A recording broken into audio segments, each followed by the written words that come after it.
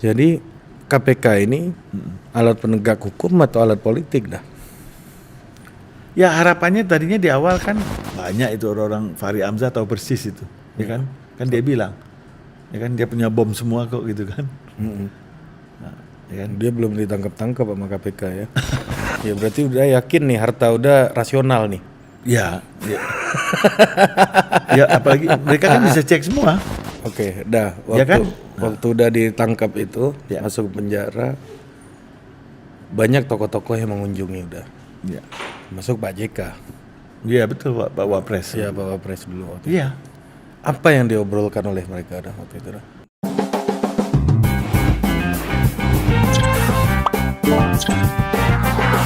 Oke Pak Irman. Pak Irman salah sebut nih. Iya nih. Ya. Ini kayak ngobrol sama Nini Mama kita. Memang Nini Mama juga. Ya betul.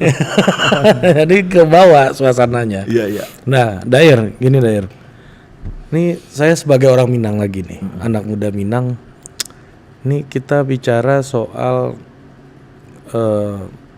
hukum di Indonesia. Iya. Pas pertama kali saya dengar KPK membawa Dair ke situ gitu kan. Ya. Ya saya sih berpikirnya gini, nggak apa-apa sih. Buat saya sih kalau orang Minang orang manapun dia salah ya udah silakan aja dihukum, Betul. ya kan. Tapi yang saya nggak bisa terima itu kenapa cuma 100 juta gitu. Nggak, maksudnya itu duit yang saya sendiri aja saya bisa upayakan untuk cari gitu. Masa Dair bisa terkena kasus yang ukuran ya udah orang-orang 3 tahun kerja bisa carilah gitu. Iya, iya. Bisa kita bahas nggak isu ini deh? Ya tentu aja. Saya kan sekarang udah jadi orang merdeka kan, Iya. udah bebas.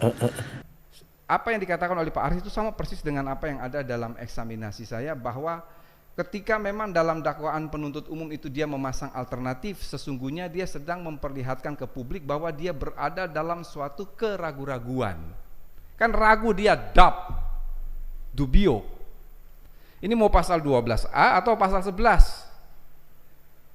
Dia dalam posisi yang ragu, sehingga dia beberkan semua fakta, lalu kemudian dia mengatakan yang terbukti adalah pasal 12. Celakanya hakim yang mengadili itu dia tersesat dalam tuntutan penuntut umum. Nah, kalau saya tetap pada pasal 11. Pasal 11 pun itu pada anak kalimat yang menyatakan bahwa menurut pikiran orang yang memberi itu ada hubungannya. Tapi tadi sudah diulas oleh Dr. Arif panjang lebar mengenai uang 100 juta. 100 juta itu apa bagian dari komitmen. Kalau mau suap, mohon maaf 100 juta itu kan terlalu kecil itu kalau dibandingkan dengan honornya Pak Muzakir kalau jadi ahli itu. Masa ketua DPD kok disuap 100 juta? Ketawa ke Pak Muzakir. Jadi memang doesn't make sense. Jangan-jangan itu adalah inisiatif dari mereka berdua yang sebetulnya Irman Gusman tidak tahu menau dengan itu. Ya inilah barangkali perjalanan sejarah hukum kita kan dari bagaimana seorang seperti saya saja yang menduduki sebuah jabatan yang strategis di Republik saja ya bisa terkenal lah apapun namanya kan. Apalagi orang kayak saya. Apalagi toh. Apalagi orang tua saya. Jadi kalau bicara soal bagaimana kejadian itu singkatnya kan tentu ini orang sudah tahu semua. Yang penting kan apakah ada niat jahat ya kan. Kalau melihat peristiwa itu, ini kan peristiwa bagaimana kita mengatasi kelangkaan gula di Sumatera Barat. Itu kan? Amanah UU MD 3 waktu itu. Ya kan? Kan itu yang menjadi kan dasarnya. Ya.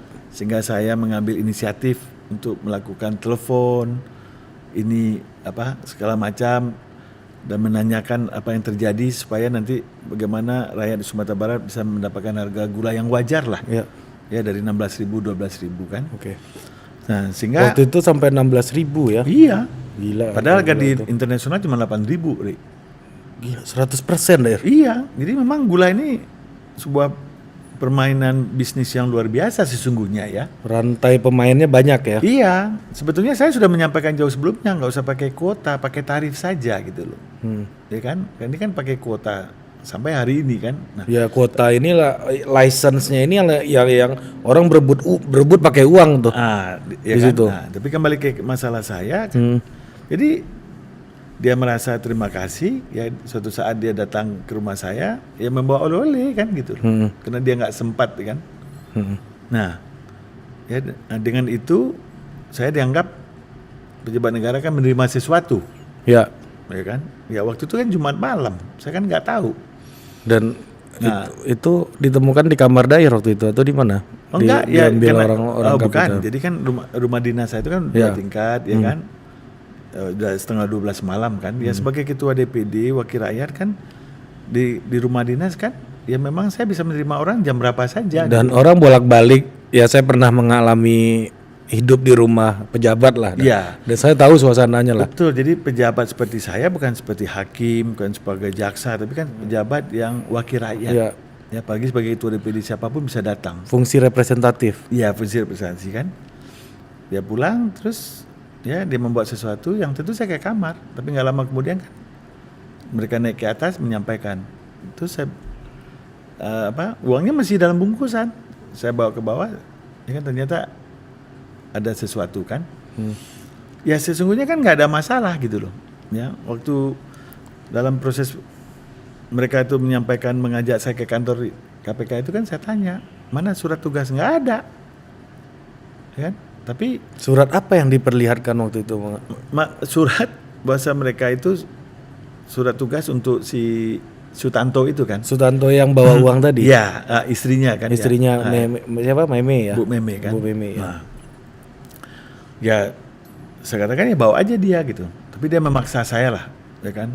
Bahkan dengan kata-kata yang tidak pas lah ya. Beliau itu waktu itu bukannya tahanan kota ya statusnya waktu itu? Iya, saya kan tidak tahu. Oke. Tahunya kan sudah belakangan kan. Iya. Kok? Iya. Iya, lanjut dulu Oh, lah. iya, kan. Iya. Nah. Taunya belakangan. Kan tahunya kan saya belakangan Iya. kan. Jadi karena saya nggak mau ribut-ribut, ya sudah saya ambil jalan aja untuk datang ke sana kan. Sampai akhirnya saya ditahan dan segala macam. Ya kan? Dengan tuduhan saya trading in influence, memperdagangkan pengaruh. Ya kan? Yang mana itu juga nggak diatur Dalam undang-undang. kemudian tentu ya kan harusnya kan ada pradugata bersalah. Ya. Presumption of innocence kan. Ya. Dan saya melakukan pra peradilan waktu Ya, itu ditolak kan waktu itu? Enggak Nggak ditolak. diadain maksudnya. Jadi digugurkan. Ya digugurkan. Nah, Ya. kalau ditolak berarti bukti-bukti yang Ya, cukup. ada ini tidak cukup. Tidak cukup. Ya. Tapi ini sebetulnya cukup. Cuman alasannya sederhana aja, karena ini sudah dilimpahkan Oke. ke pengadilan berdasarkan berita online. Coba hanya dengan itu saja dilimpahkan. Jadi Nggak ada surat untuk pelimpahan itu? belum kan? Belum, tapi udah dilimpahin langsung. Sudah dilimpah langsung, makanya digugurkan. Oke. Bukan ditolak. Oke. Jadi ini kan nampak sekali prosesnya tidak transparan lah menurut saya ya. Kan harusnya kan ditolak atau diterima. Tapi ini digugurkan. Oke. Nah, ya jadi belum ada aturan yang tetap. Tapi 2 minggu setelah itu kalau nggak salah sebulan kan MK mengatakan yang disebut dengan digugurkan itu apabila sudah disidangkan. Jadi mereka mempercepat berkas supaya dilimpahkan. Biar cepat diproses Iya, hukumnya. karena mungkin waktu itu kan tentu publik juga pro dan kontra juga kan melihat kasus saya pertama dari saya sendiri, kemudian dengan jumlah yang sebetulnya kan bukan kewenangan KPK kan, Ya. ya enggak, ya, tapi tetap dipaksakan, ya akhirnya ya dalam persidangan kan akhirnya kan bisa kita ketahuan. Bukannya itu awalnya juga kena disebutnya gratifikasi awalnya? Kalau dia anggap itu gratifikasi kan, kalau itu yang dijadikan landasan kan ada waktu 1 bulan. 30 hari. 30 hari Ya untuk lapor. untuk lapor kan. Ini kan berarti kan istilahnya kan ini kan penjebakan gitu. Jadi mereka diam-diam menunggu di pinggir lah kira-kira ya. Itu kok tahanan kota bisa sampai Jakarta dah? Ya itulah yang tentu menjadi pertanyaan publik juga ya. Kenapa kok bisa ya? Dan Ari kan juga tahu kan sebelum kejadian itu hampir 9 bulan kan di DPD itu kan terjadi gonjang-ganjing kan, untuk soal 2,5 tahun lah segala macam. Jadi ini memang syarat, bahkan di pengadilan sendiri ketua hakimnya ya yang menjadi komisioner KPK sekarang Pak Nawawi Pemulangu juga menanyakan gitu, apakah ini ada hubungan nggak dengan gonjang-ganjing di DPD itu kan? Ya saya tentu menjawab, ya kalau saya bilang iya kan saya nggak punya buktinya. Kalau dibilang nggak iya, Faktanya begitu. begitu. Baru aja saya ditahan karena diduga, ya kan di Senayan aja udah apa memberhentikan saya coba. Kalau di Indonesia itu terlalu banyak masalah yang kita tahu tapi nggak mau ngomong. Iya. Ya. Nah, tapi kan berjalannya dengan waktu kan, ya saya terima itu karena saya tahu bagaimana proses di pengadilan. Akhirnya saya PK. Ya kan? Nggak sebelum PK ada? Ya. Ada jaksa KPK kalau nggak salah nanya apakah mau jadi calon presiden. Iya. Kok bisa ada pertanyaan itu di sidang? Apa kira-kira konteksnya waktu itu? Karena waktu itu cuma lontaran kayak begitu, kita nggak tahu konteks pembicaraannya seperti Iya, apa. betul. Ya pada sidang keberapa gitu ya, 2 kali yang terakhir ya, mungkin mereka memahami juga barangkali ya. Tentu nuraninya juga bertanya ya, kenapa kok Pak Irman kan? Kan sebenarnya kalau orang itu kan bisa dilihat track recordnya ya, ya kan? Apakah dia seorang siapa kan tuh mereka tahu barangkali ya. Ya kayak pejabat A misalnya dari dulu kita udah tahu Sudah tahu recordnya. Ya, recordnya. PPATK kan juga bisa melihat gitu ya, nggak kan bisa dibuka semuanya. Ya. Jadi salah satu hakim jaksa KPK menanyakan apakah saudara terdakwa mau calon presiden, ya kan? Ya saya mau jawab apa kan? Kan pernah ikut konvensi dulu. Betul. Itu kan jadi saya pernah memang 2013 kan. Jadi barangkali dia nggak tahan ya, mungkin dia juga mendengar barangkali dulu aja pernah, tentu Pak Irman juga ya Masa berhenti? masa nggak calon lagi Iya, ya. betul. Ya tapi kan saya jawab ya normatif aja ya bagaimana Pak kalau saya bilang ya saya sekarang kan lagi menghadapi masalah saya ini gitu. Dulu memang pernah gitu. Nah, jadi tentu pertanyaan-pertanyaan ini kan tentu menjadi menjadi pertanyaan publik lah ya. Nah sama ini ada juga waktu itu soal kasus Dair ini, saya ingat bahwa KPK bilang gini, saya lupa siapa, nanti kita cek lagi kira-kira ini adalah langkah awal untuk membuka mafia gula. Iya. Ini 100 juta ini hanya di depan. Iya. Iya, emang ketemu di situ. Mafia gula yang mana yang ketangkap gitu loh. Pertanyaan saya itu sih. Ingat sekali. Itu yang bicara itu Laude siapa namanya ya? Laude Sarif kan. Sarif ya. Waktu RDP dengan Komisi 3.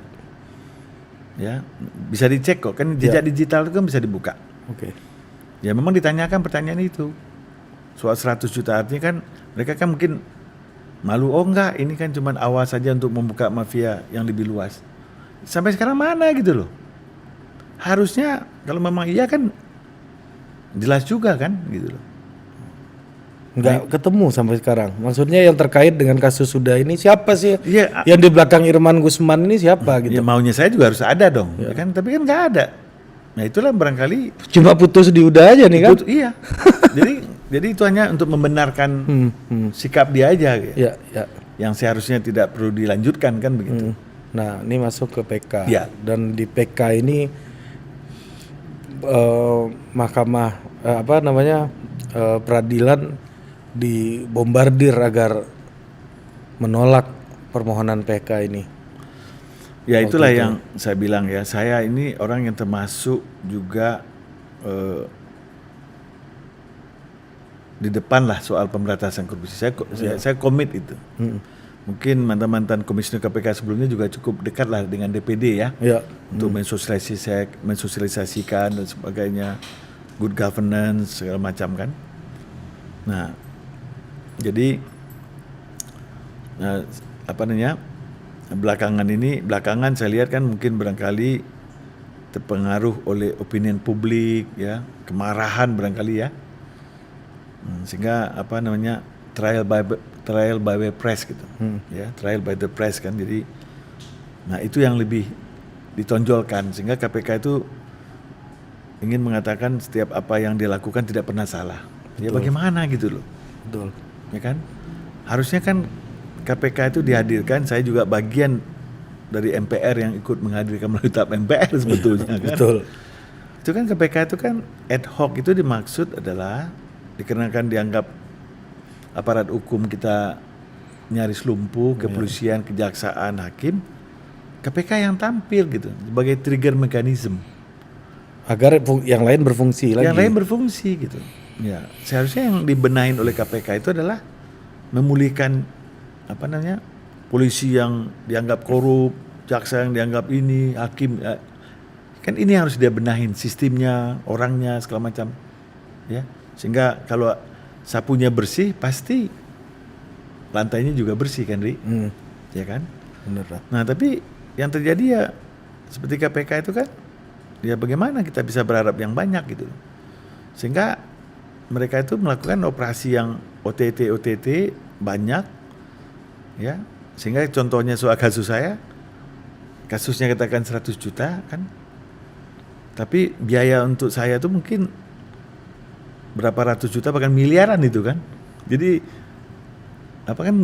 merugikan negara mereka itu kan.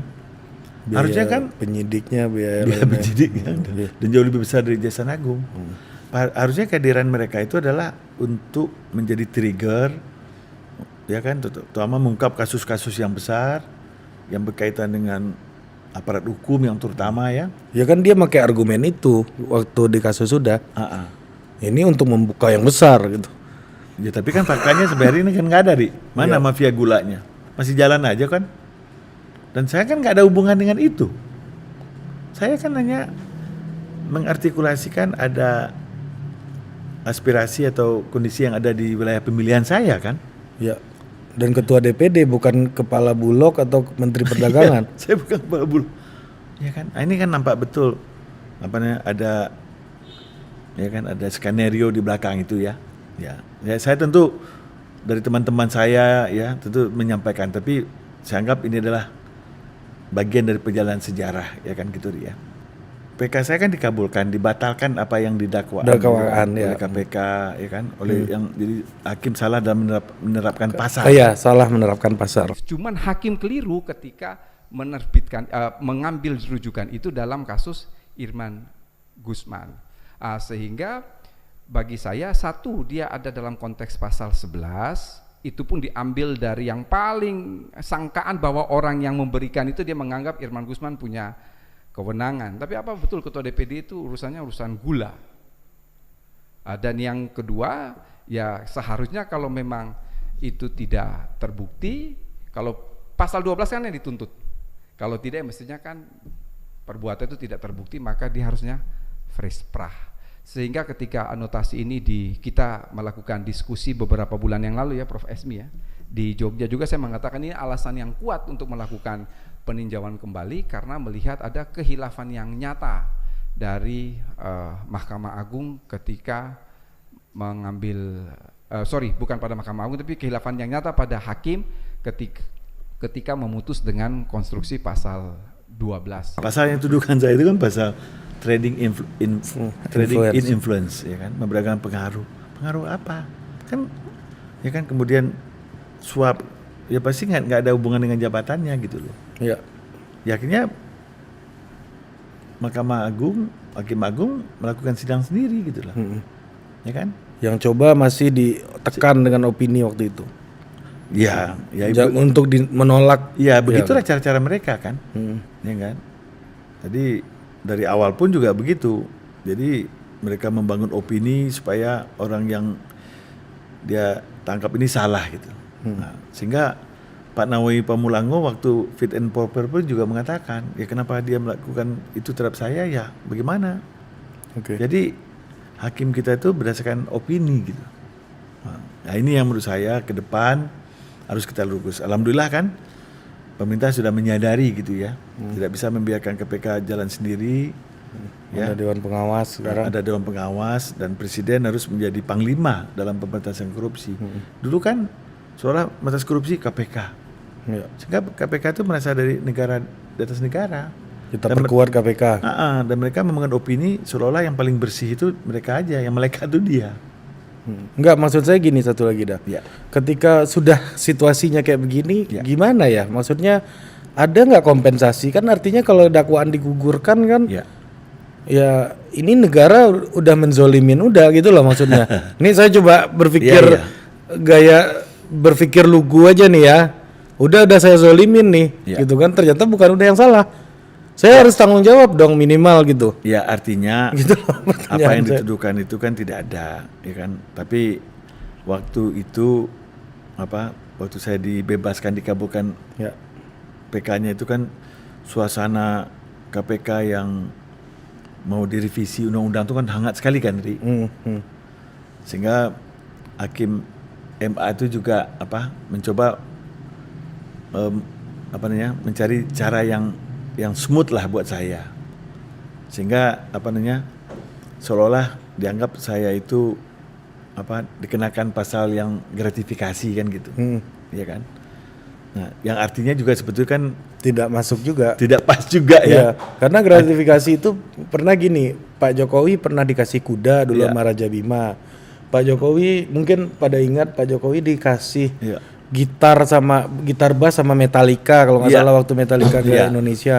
Dalam beberapa hari Pak Jokowi kembalikan itu ke KPK gitu Iya. kan. Ya dia nggak kena gratifikasi, dia cuma pasal gratifikasi kan baru akan jadi pidana kalau saya nggak salah setelah 30 hari. 30 hari betul. Ya. Iya. Sebelumnya kan nggak pidana kan? Ya, jadi ya kita kembalikan saja kan bagaimana masyarakat menilai kan. Ya seperti yang Ari tahu bagaimana kelompok masyarakat terutama kampus kan melakukan Ya. eksaminasi terhadap betul. masalah saya kan. Saya lihat buku ada banyak profesor tertulis di situ yang Hampir semua profesor yang terkenal termasuk Pak Edi Hiraz, Iya, Pak Edi Eman Suparman, ya dari perguruan tinggi dari Universitas Andalas, dari UGI. bahkan launching buku yang terakhir di Andalas kan waktu itu. Yang pertama, Yang pertama ya, ya, gitu. di Andalas kan, Iya. yang launching pertama, Iya. menyibak kebenaran. Iya. Ya, sekian profesor ya di HMI juga di kami, di UGI, di UII dan di berbagai tempat. Bahkan sebetulnya ya banyak lagi yang ingin mengadakan diskusi soal itu. Ya, tapi melalui teman saya mengatakan tuh nggak usah dulu lah gitu. Akhirnya permintaan berbagai perguruan tinggi yang mengadakan diskusi untuk mendukung saya itu ya keluarga mengatakan nggak usah aja gitu. Ya, dan alhamdulillah kan akhirnya kan Jadi kan kalau situasi kayak gini, maksudnya gini, ya kalau ada orang bernasib kayak Dair ini Ya. sudah diputus didakwa gitu, taunya tidak dibatalkan dakwaannya, ya apa tanggung jawab negara gitu loh dah. Ya saya dalam artian ini nggak hanya kasus korupsi, tapi di kasus lain juga ini sangat mungkin terjadi Bisa, gitu. ya. Misalnya saya dituduh bawa narkoba, ternyata saya nggak bersalah gitu kan, misalnya kan di suatu hari saya peninjauan kembali, Ya. ternyata saya terbukti tidak melakukan apa-apa, nama saya udah jadi pemakai narkoba atau bandar narkoba Iya, gitu. iya. Nah, negara tuh gimana menurut apa tanggung jawab negara harusnya dalam proses kayak begini? Seharusnya nih yang dalam pikiran Dair sebagai orang yang sudah melewati itu gitu. Ya benar sekali Ari ya. Jadi negara kita ini kan negara hukum. Iya, Cuman kan hukum yang diterapkan kita itu kan hukum yang formal gitu. Bukan yang Udah di penjara juga karena itu gitu kan. Udah keluar uang, udah ini, udah itu, tahu-tahu di akhir ya beda gitu. ya. Nah, ya jadi mudah-mudahan itu menjadi hikmah ya apa yang terjadi saya ya. Jadi kan ada adigiumnya belum tentu semua orang yang dihukum itu salah Ya. atau orang yang di dalam itu salah Betul. ya, dan di luar itu ya orang yang nggak salah kan. Kan ada itu. Ya. Ya kan. Nah, jadi buat kita tentu ini sebuah pembelajaran ya. Buat yang lebih baik. Ya itulah seharusnya KPK itu harusnya menjadi leading sektor dalam memberantas korupsi, tapi yang harusnya kan berdampak kepada penurunan tingkat daripada korupsi sendiri gitu. Jadi jangan sekedar euforia dan lain sebagainya gitu. Ya. Jadi harapan saya itulah. Jadi hukum yang berkeadilan gitu. Jadi KPK ini alat penegak hukum atau alat politik dah? Ya harapannya tadinya di awal kan KPK itu kan sebagai penegak hukum ketika aparat hukum kita Tidak berfungsi. tidak berfungsi sebagai Dengan agenda optimal, reformasi ya. kan, kejaksaan kita pusing kita, ya kan. Nah, tetapi dalam perjalanannya saya lihat mungkin karena oknum-oknum, karena yang mengisi posisi itu kan juga orang-orang yang dari kepolisian dan kejaksaan juga kan, ya. Jadi akhirnya ya menurut saya ya tentu abuse of power tentu akan terjadi gitu loh, ya banyak contoh kan. Sebetulnya kalau dibuka aja hasil pansus KPK itu ya terbuka semua gitu. Ya si A dikenakan, yang lain tidak dan sebagainya kan. Semuanya udah rahasia umum. Oke. Ya, banyak itu orang-orang Fahri Hamzah tahu persis itu. Ya kan? Kan dia bilang. Ya kan dia punya bom semua kok gitu kan. Nah, ya kan? Dia belum ditangkap-tangkap sama KPK ya. Umpamakan. Ya kan? Nah, bagaimana KPK dengan BPK dan semacam. Jadi jadi untuk membuat dia jadi super power, dia ingin mengatakan semua lembaga lain tidak bersih kan gitu. Betul. Nah, jadi Angel and Demand. ya, jadi harapan kita ya kita sepakat ya pemberantasan korupsi yang lebih sistematis, yang berujung kepada kesejahteraan rakyat, ya kan, dan khusus ya kan harapan saya kan KPK itu yang memang merugikan uang negara gitu loh, Betul. ya kan. Nah, jadi ada uang negaranya, jumlahnya signifikan, yang berdampak sistemik gitu loh. Ya. Oke. Jadi kalau dicari salah orang ya sama aja kalau orang ke sawah kan pasti kena lumpur kan. Ya enggak? Tapi Ya, namanya orang ke sawah pasti kena lumpur. Iya. Ya, betul. kan ada saja gitu kalau jadi kalau kita mau kalau seperti saya inilah dianggap korupsi apapun ya hampir semua juga akan terkena gitu, Ri. Ya, semua orang bisa kena. Iya. Ketika Padahal kita megang jabatan ya kita menggunakan pengaruh kita pastinya. Siapapun. siapapun. Heeh. Nah, ini berarti gimana sih tanggapan Uda kepada ya tentunya kita negara demokrasi, Ya. semua orang berhak berpendapat gitu ya. Tapi dari apa yang udah rasakan kan revisi undang-undang KPK ini sudah layak dilakukan gitu. Ya. Banyak kalangan aktivis yang kecewa sama pemerintah. Ya tergantung sudut pandang mana yang kita harus lakukan ya. Kalau kita hanya euforia tiap hari tangkap orang ya, Dirayakan gitu. toh istilahnya itu perception indeks korupsinya juga nggak naik, buat apa gitu. Ya. Karena korupsi ini kan soal kultur, budaya kan. Ya enggak. Ya mana yang salah, mana yang benar kan. Barangkali ada agama tertentu yang membolehkan seseorang memberikan hadiah gitu. Betul. Ya kan? Asal jumlahnya terbatas segala macam kan. Nah, kalau sekarang kan ya hadiah pun juga korupsi, apalagi ya kan, kecuali itu fiktif, Ya. apa gitu ya. Seperti dalam bencana Covid ini, orang menyalahgunakan, nah itu jelas gitu loh. Saya karena sering urusan sama politisi gitu dah ya. Heeh. Kita ngasih bener aja belum tentu dibantu loh. Kalaupun ya itu cerita teman-teman gitu ya. Kita ngasih aja belum tentu dibantu kok, Iya. apalagi yang nggak berhubungan sama jabatannya, sama yang punya jabatan aja kita kasih aja belum tentu bantu gitu. Nah, jadi sebetulnya kan dalam era demokrasi itu sesungguhnya kan sudah mungkin lebih transparan ya. Ya. Nah, seharusnya ada cara-cara metode yang lebih baik lah untuk bagaimana kita melakukan pemberantasan korupsi, mengurangi kebocoran ya. Malah sekarang ini ya mungkin udah benar secara prosedural, tapi apakah uang ini efektif nggak untuk membangun untuk rakyat ini? Ini juga jadi pertanyaan kan, Ri. Ya, Penghamburan dan sebagainya kan itu belum kita hitung kan. betul. Nah, Ya, oke. itu juga penyimpangan sebetulnya kan. Jadi harusnya KPK ya di samping pemberantasan, penindakan juga harus pencegahannya juga lebih diutamakan gitu. Jadi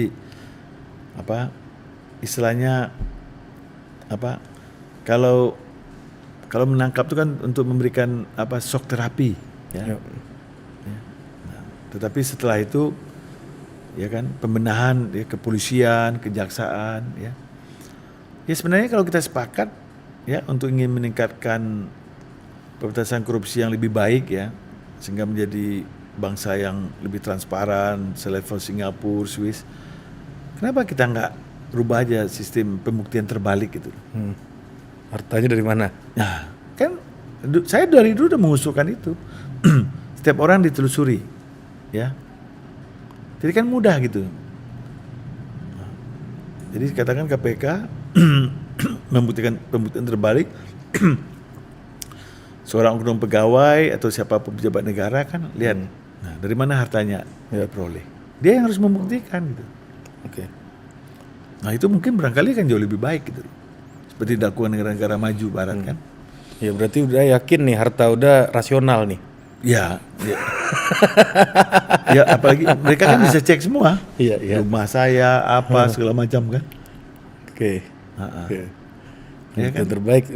Pembuktian terbalik sekalian. Iya, salah satunya yang strategis kalau kita bagaimana resep pemberantasan korupsi, ya tentu jangka panjangnya pendidikan moral, karakter, kejujuran, saya setuju itu, ya. Tapi jangka pendeknya, ya pembuktian terbalik. Oke, dah. Ya kan? Waktu udah ditangkap itu, Ya. masuk penjara, banyak tokoh-tokoh yang mengunjungi udah. Ya, Masuk Pak JK. iya betul Pak Wapres. Iya, Pak Wapres dulu waktu itu. Iya, Apa yang diobrolkan oleh mereka dah waktu itu dah? ya kan, artinya kan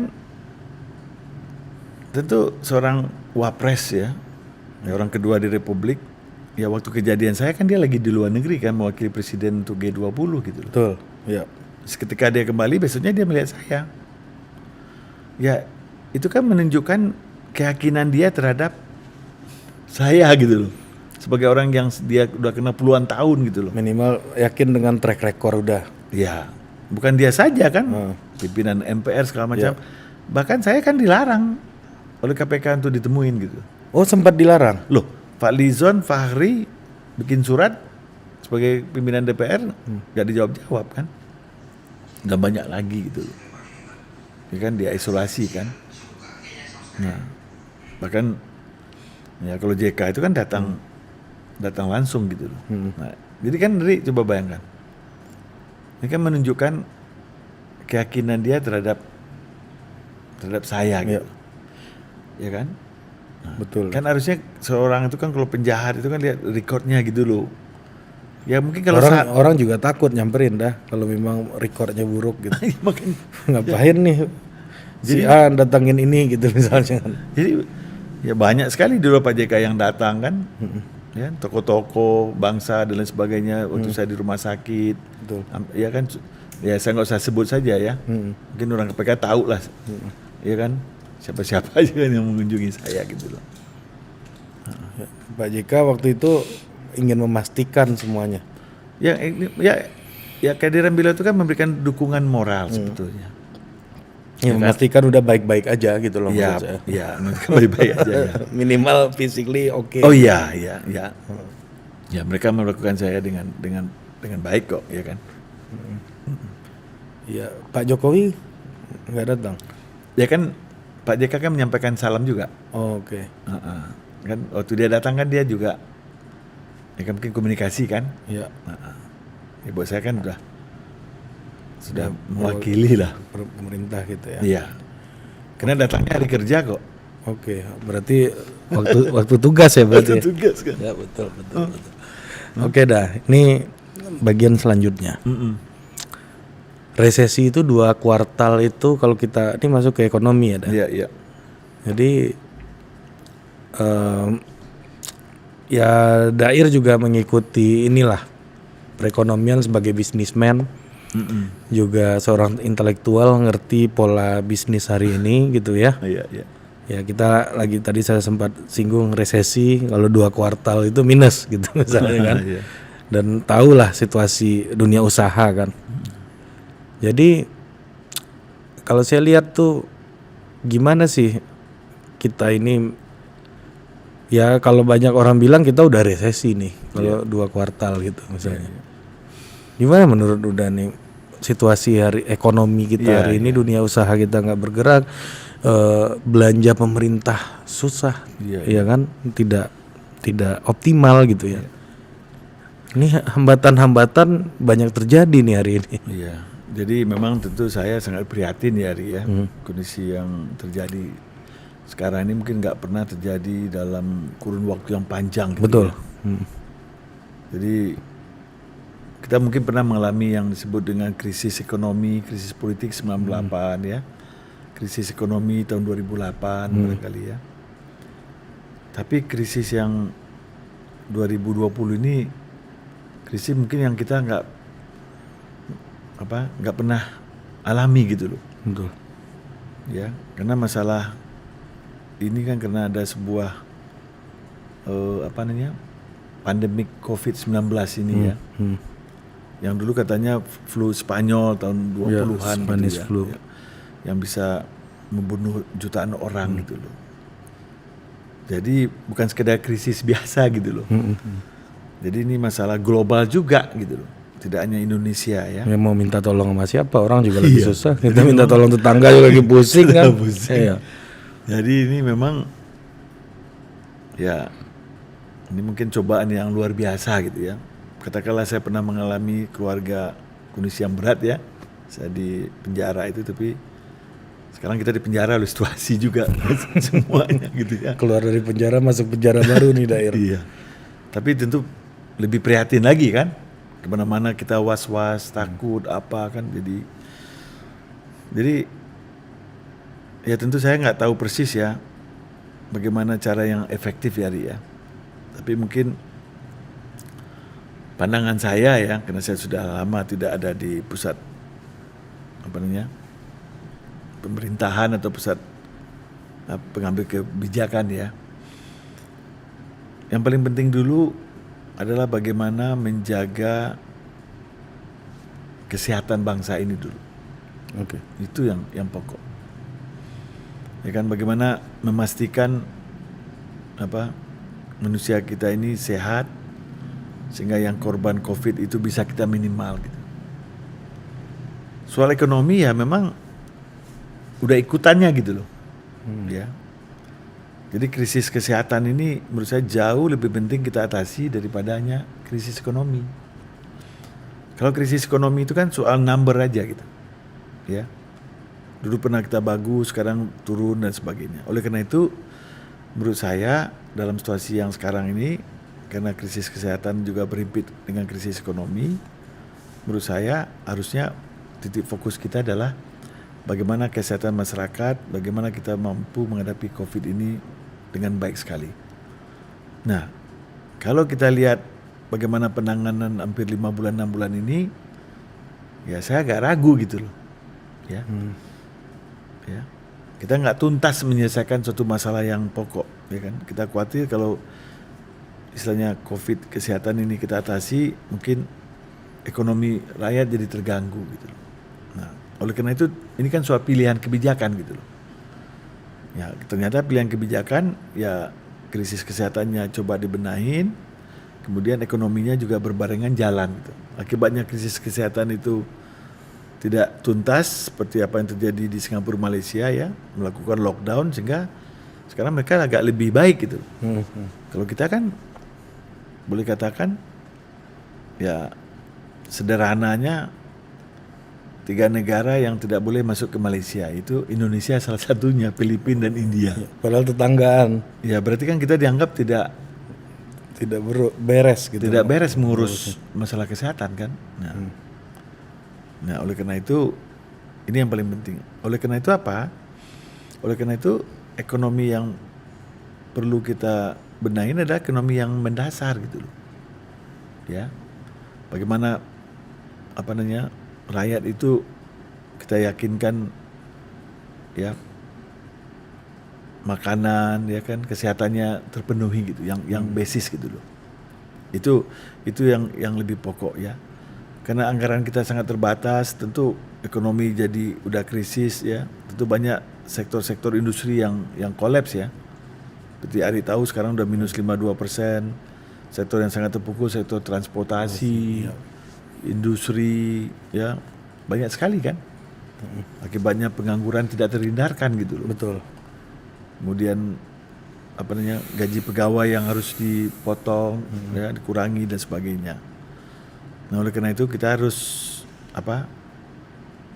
harus menggunakan anggaran negara ini dengan semaksimal mungkin. Oleh karena itu pandangan saya, harusnya proyek-proyek yang mercusuar itu harusnya kita hentikan dulu sementara gitu. Ya. Apakah proyek untuk memindahkan ibu kota negara, proyek yang infrastruktur, ya, Jalan tol. apalagi jalan tol ya kan.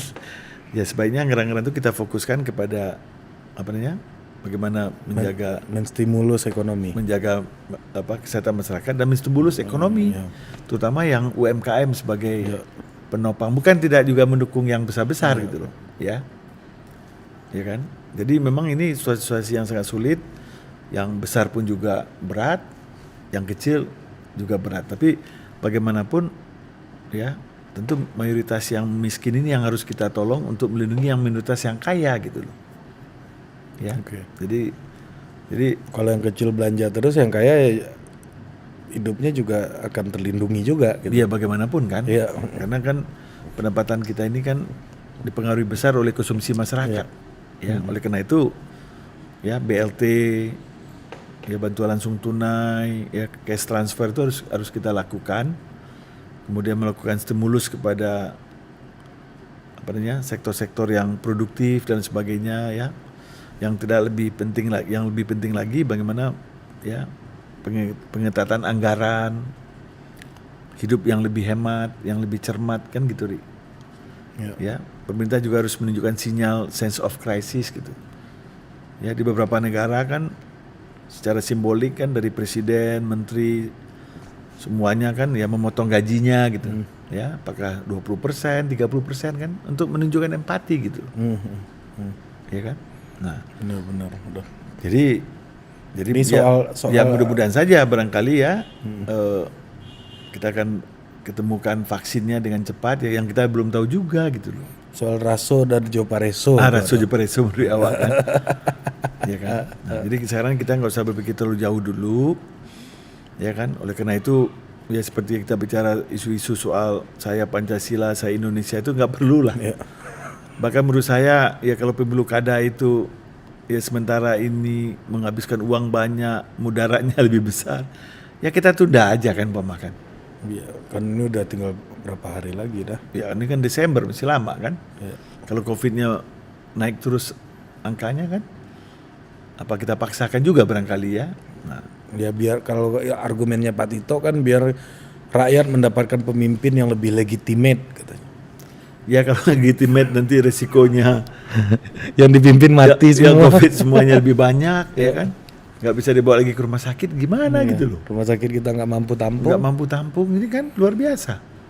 Ya berapa ratus dokter yang korban dan berapa yang potensi kan, karena kekurang piawaian kita dalam mengelola krisis ini. Ini kan kalau ekonomi krisis kan ada siklus. Kalau penyakit kesehatan apalagi berakibat mati kan, saya nggak ada obatnya untuk bisa hidup lagi kan.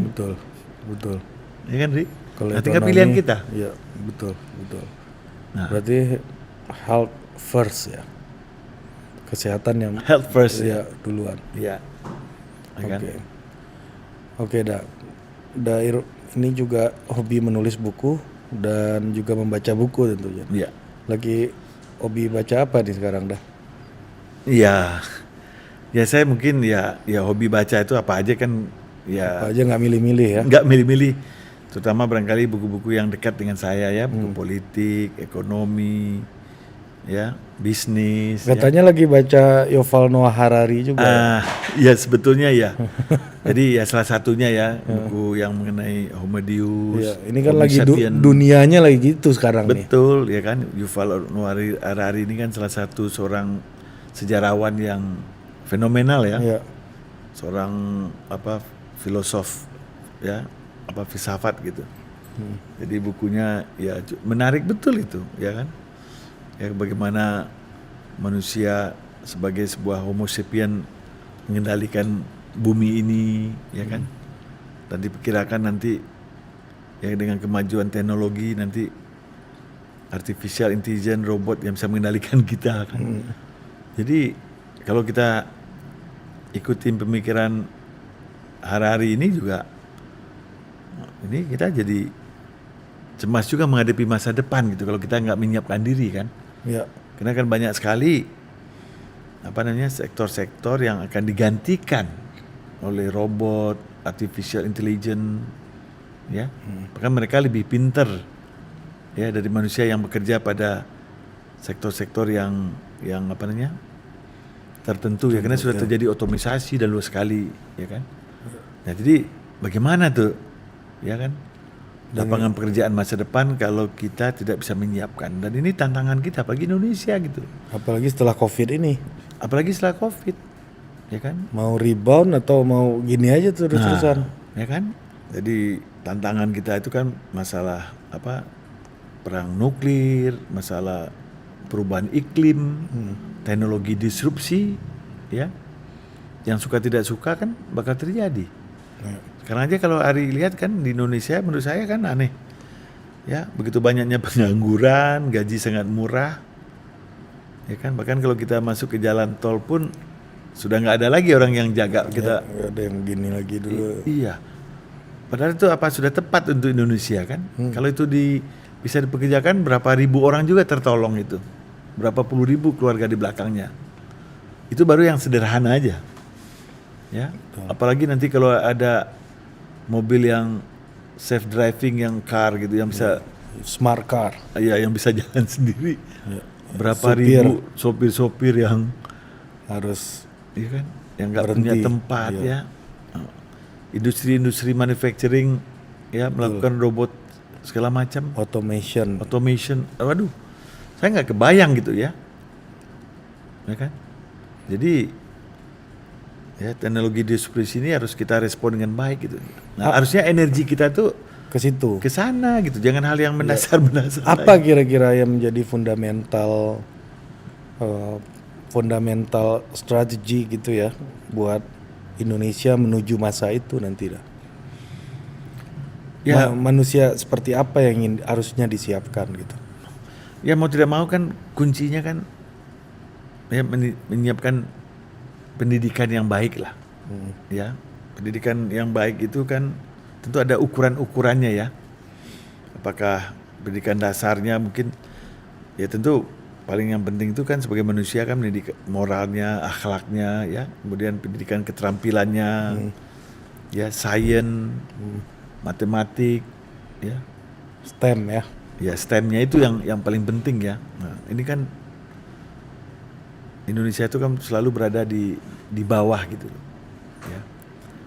Nah, jadi ke depan itu tentu tidak lagi kita berorientasi kepada kebutuhan untuk menjawab tantangan itu, Ri.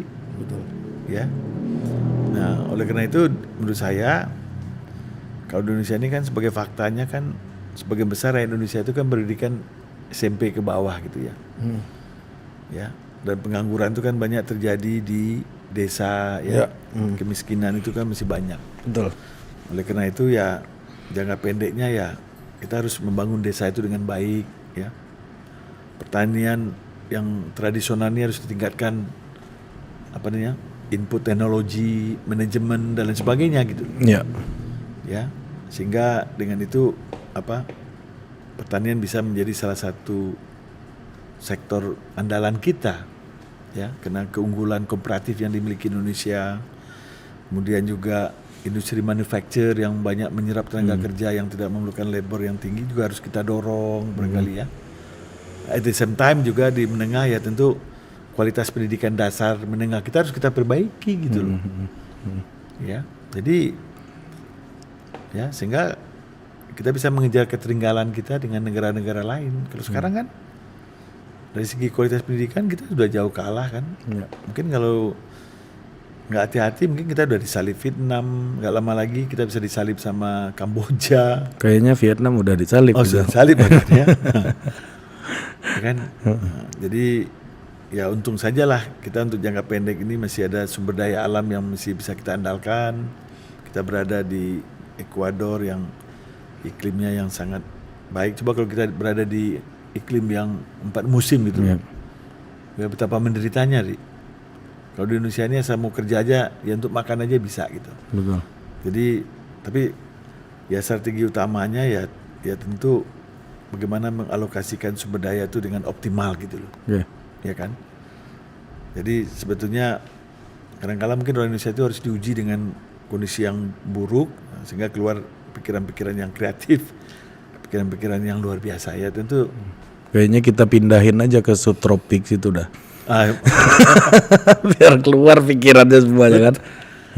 ya memang begitu ya. Kita lihat Korea Selatan maju, kenapa? Karena ada ancaman kan dari Korea Utara kan begitu. Ya, kenapa Yahudi maju? Karena ada ancaman dari. Ini menarik nih, kita nggak pernah menyadari ancaman Vietnam itu ancaman loh buat kita sekarang. Pabrik kita ke situ semua. Ya itulah konsekuensi daripada demokratisasi dan liberalisasi gitu loh. Ya, artinya kan banyak bargaining power ya antara labor dan perusahaan dan sebagainya, sehingga menjadi tidak efektif. Sedangkan di Vietnam kan sistem pemerintahnya kan one party gitu ya, partai komunis, single party, sehingga tenaga kerja itu fungsi produksi yang ya kan.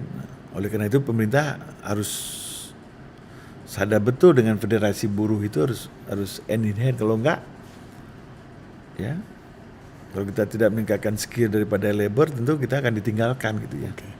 Nah sembari kita masih banyak rakyat kita yang nggak berkemampuan ya, artinya unskilled labor gitu loh. Ya. Ya. Oke Dair, menarik sekali perbincangan kita Dair. Terima kasih Ri. Aduh, ini terima kasih banget udah banyak dapat hikmah kita Ya. dari Dairman Gusmal nih ya. Ya. Dan apa rencana Dair setelah ini? Ya sekarang ya kita yang paling penting bagaimana COVID ini bisa kita lewati dengan baik gitu loh. Ya. Enggak, rencana sendiri maksudnya. Ya artinya kan saya ini kan hidup mengalir aja Ri ya. Ya tentu latar belakang saya aktif di dunia usaha, di dunia sosial barangkali ya. Ya tentu saya lagi belajar lagi ya, kembali ke dunia bisnis yang hampir 20 tahun mungkin ya. Saya tinggalin sejak tahun 2000 itu. Ya. Lama ya. Ya sudah lama. Ya tapi mudah-mudahan kan ya kan Masuk kantor lagi nih. ya sudah mulai ya kan. Mulai. Ya mulai membenahin bisnis untuk ada teknologi ya. Ya. Ya artinya juga ikut berkontribusi lah dengan masyarakat ya, baik dalam bidang yayasan sosial ya, bisnis ya kan dan lain sebagainya. Oke, Dair, semoga sukses untuk rencana-rencananya Dair. Kita berdoa agar Dair mendapatkan yang terbaik. Makasih Ri. Ya, Makasih. sampai jumpa di Total Politik berikutnya. Produced by Total Politik and powered by haluan.co.